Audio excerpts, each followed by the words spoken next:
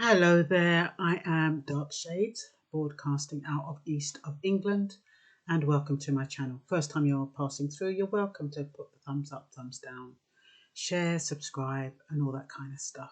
I wanted to talk about how sex abuse in children plays out as adults. A lot of children, now we're hearing more and more about sexual abuse and how parents are sexually abusing their children. Fathers are abusing their daughters, mothers are abusing their sons, and teachers are abusing children in some cases. And all over the place, we have, people taking advantage of young boys who are homeless, who are being groomed. And there's so much child sex abuse. And I was trying to think what happens to children who have been sexually abused? What happens to them as adults? What roles do they play in society? Who are they? Are any of our politicians, have any of our politicians experienced sex abuse as a child? Have any of our police officers experienced sexual abuse as a child? What about, well, we've heard about celebrities, but who else has experienced sex abuse as a child? It's one of those subjects that's really taboo that no one wants to talk about. Children, especially, they feel responsible. They feel as though they deserve it, or they feel as though they put themselves in that position to be sexually abused. And so they keep stum. And even if they do speak to somebody about it, it's more than likely that that person is not going to believe them. And so they end up not wanting to trust adults. They don't feel protected by adults, and plus, adults don't listen to them. So, how does that make them feel growing up? What do you think happens to a young child who's been sexually molested or sexually abused and has the ability to grow up into an adult? What do you think their relationships are going to be like? Do you think they're going to have healthy relationships? Or do you think they're going to have self sabotaging relationships? What do you think? The thing is that when young children have been sexually abused, they feel as though they do not have a choice. If somebody abuses somebody who's, if somebody, say, more powerful, whether it's a parent, an aunt, an uncle, a stranger, but they're older, they're bigger, and they abuse a child, that child will look at adults and think, well, those adults aren't there to protect me.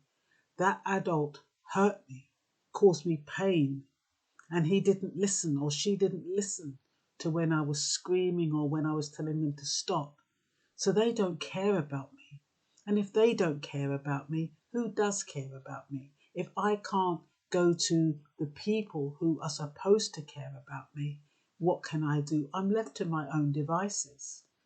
And so you have young people trying to behave like adults, doing things that adults do, whether it's being promiscuous in relationships, whether it's being cocky when they speak to individuals, whether it's making their own bad decisions, whether it's trying to be independent and self-sufficient. It plays out in a lot of ways. And so you have young people who have been sexually abused. It hasn't been addressed. They haven't been able to speak about it. They're angry and hurt and betrayed inside. And they're walking around with that burden as adults. It plays out in relationships. The wives, the spouse, well, I call them the spouses. The spouses do not know what makes their partner shun them or get touchy if they do something that they might have been able to get away with somebody else. Whether it's what they say, innuendos. Because people who have been sexually abused, they are so mistrustful. How can they trust? The people they were meant to trust has betrayed them. So they mistrust people's motives. They become skeptical as adults. And they tend to kind of think, well, that person when I was young just used me and then threw me away. So adults, that's what they do. They're going to use me and throw me away. So therefore, I'm going to stay by myself. So I don't have to be thrown away. There'll be nobody to throw away. I play by my own rules. And sometimes you have young people who have turned into adults who've been sexually abused, and they've reached a point where they just don't care about themselves anymore. So they start they start self-harming. Some of them, they go into crime. Some of them, they go into gangs. Some of them, they go wherever they feel safe, wherever they feel they have control. That's where they go. And it's very difficult because, like I said, when they enter into relationships, if it's something that they don't feel comfortable, not even to tell their spouse, and it is an embarrassing subject to raise, how does the spouse then understand what her husband or his wife has been going through, why they behave in a certain way? How will they know? When you see people in positions of power who've been abused, and it plays out in anger and frustration and resentment, how do we know? The only people who feel the end of their wrath is the victims. Sometimes that even might be why people, perpetrators of domestic abuse, we do not know.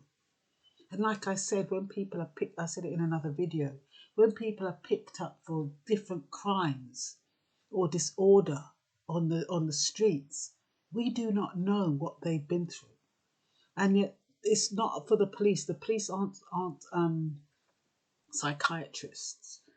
They're not counsellors. So they're not about to be saying, oh, about your history. Can you tell us a little bit about your history? Can you tell us? The most that they'll say if somebody is under 18 is, do you live with your mother? Where's your parents? That's the most that they'll say. And it'll end there. And normally the safe place is to send your child back to their parents. So when you see a child on the street because they don't want to go home, and the police or whoever feel as though that's the safest place for the child, not realizing that that is why that child is on the street, what then? And the child gets doubly abused because he's tried to get away. The police are now involved. It's a very, very difficult position to be in for victims. And victims, I think they need to speak out more. I don't know how, because it's something that they have to do when they feel comfortable. And the worst thing is it safe to speak out? Will they be stereotyped? Will they be finger pointed at? Will they become a statistic? Will they have now to enter courses and do all kinds of things that put them in the limelight? Will people want to interview them and make them relive what they've been trying to forget all these years? What happens to them? So it is really, it's something that people need to think about when they're attending to young people um, who are who've fallen on the rails. What's it?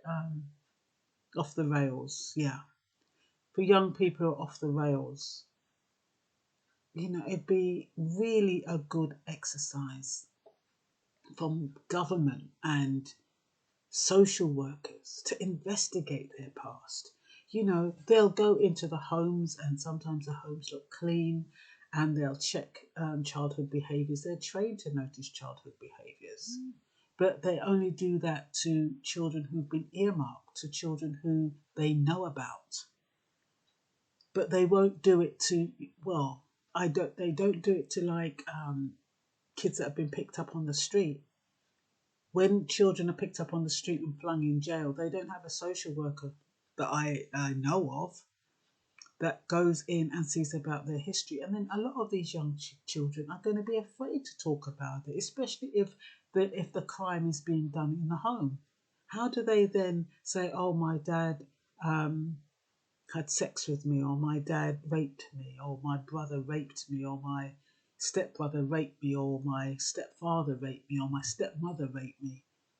How do they then do that? And then you're going to send them back in the house? Because a lot of times, yes, it has to be verified. They have to make sure that the child is speaking the truth. How do they find out that information? Without putting that child at risk, they have to be very, very careful.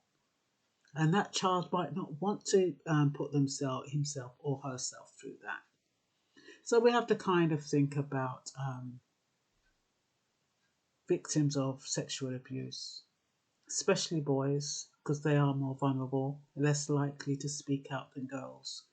Girls find it difficult as it is, but boys find it even harder, especially when they're abused by women, because the idea is that you're supposed to be the strong one. You're supposed to be able to resist a woman. You know, you shouldn't let a woman be able to dominate you. So you should be able to fend it off. So to say that a woman's actually violated you or raped you or something, or even if that person is an adult, it's even worse. How do you tell on an adult and you're a child? Who's going to believe you? Unless you're bleeding and you're in such a bad state. It's really difficult because it's actually a criminal offence. And so then the child is actually thinking, am I going to be responsible for putting that person in jail? Maybe it was my fault. I don't really want to put that person in jail. And they start feeling responsible for the crime of someone else. So yeah, I'm just throwing these few things out there. If you have any thoughts, let me know. Bye-bye.